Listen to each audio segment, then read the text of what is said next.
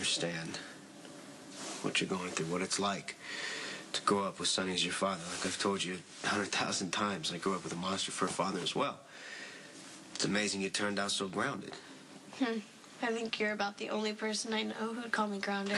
Well, don't get hasty now. You still got your fair share of issues to work out. But you're a sweet girl, Kristina, who's just trying to figure out what it's like to be your father's daughter. While not getting swallowed up by all things Sonny, of course. See how you get me? That's it, exactly. Hey, but see, you've got to have a really good handle on who you are. And it's not going to help you if you keep focusing on getting Sonny's attention. It just keeps you locked in place. I don't care about Dad's attention. I want to make him suffer. Yes, and in order to make him suffer, you have to get his attention. Okay, look, I'm not really good at this stuff, figuring out why people do the things they do, but I just know my own limits. And if I want to make Sonny believe that I'm dating his daughter because I hate him and I want to make him miserable, then that means I'm using you. And that makes me no better than he is. And honestly, I would like to believe that I am. So, this fantasy that you want to keep living out with me, it's got to end here, okay?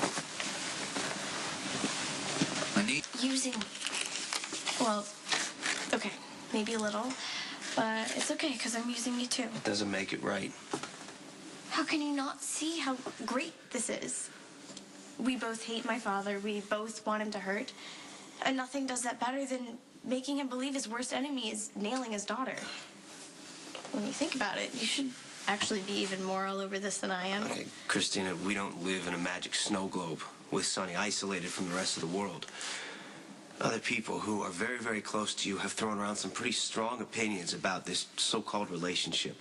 And I can't come in between you and your family. You need them. Don't even worry about my family. They'll be fine. Have you seen your mother and your sister lately? Mom and Sam are upset, but they'll come around. Where, on Planet Crazy? Once they see that this was a positive experience for me, they'll realize the end really did justify the means. Okay, see, now you're starting to scare me because you sound like Claudia. Ow! Claudia had 1,000,001 different reasons to stay with Sonny, and they would change whichever way the wind was blowing. And at the drop of a hat, she could rattle off any one of them and honestly, sincerely believe that they were valid. Claudia stayed with Sonny because she finally commanded that respect. She finally had that power that she did not want to relinquish. I can relate to that. Yeah, and eventually, she convinced herself that she had a secure future with Sonny, with kids and all, and that she actually loved Sonny, and that maybe with a few tweaks here and there, Sonny would love her too. As if that would ever happen. Kristina, the point is, Claudia had to convince herself that she was getting something out of the situation in order to justify staying in that abusive relationship. That's a terrible analogy. The situations are completely different. You're not abusive, you're nice to me. You don't shove me around or yell at me or call me a whore. And besides, this is just an act. Yes. I get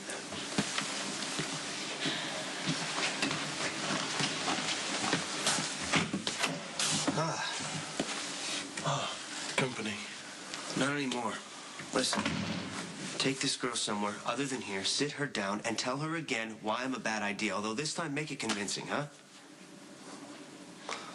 Look, there's a reason my previous attempts at offering advice have failed. Okay, I'm probably the least qualified person to warn Kristina away from an unsuitable companion. See? Even Ethan doesn't think there's anything wrong with us pretending to be together. No. I didn't say that. Okay? I mean, if you want to end this pseudo-dating game, then just say no. I did say no many times. But I won't listen. So please tell Johnny to stop being such a downer. Why do I have to keep reminding everyone we're not having sex? We're just pretending to get a reaction out of my dad. Okay. We're not talking about an ordinary daddy here who plays golf on the weekends. We're talking about Sonny Corinthos, scary crime boss. Okay? I mean, you remember what he wanted to do to me when he thought I hurt you. Look, on second thought, you and I do need to have a serious conversation about this. Come on. Thank you.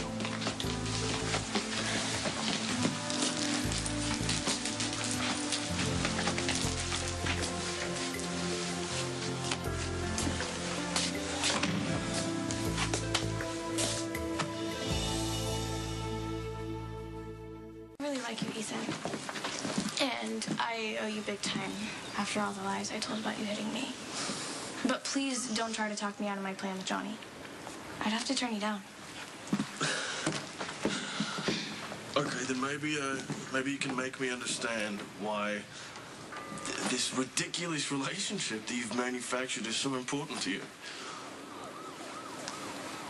This might sound weird to you, but I haven't felt this good about anything since before the first time Kiefer put me in the hospital. It's like Johnny's part of my therapy. Yeah, that doesn't make any sense. It does if you're me. 3 times a week, I have an hour session with my therapist. I sit there and we dredge up all the things that make me screwed up. My type A mother, my mobster father, my abusive boyfriend. I walk out of there and I feel hopeless. Like I'm so broken I'll never be fixed. But when I'm with Johnny, and the plan is working, my dad is standing there with his head about to blow off. I feel my own power over my dad and my body and my choices. Well, look, that's definitely something to be desired, okay? But this is about more than just your need to feel empowered. You know, there are real lives at stake here. I mean, your father is a dangerous, psychotic man with a hair trigger on the very best of days. And you're aiming him at Johnny like a loaded weapon. And that gun will go off and someone will end up dead. Okay, then how is your power gonna sit with you then?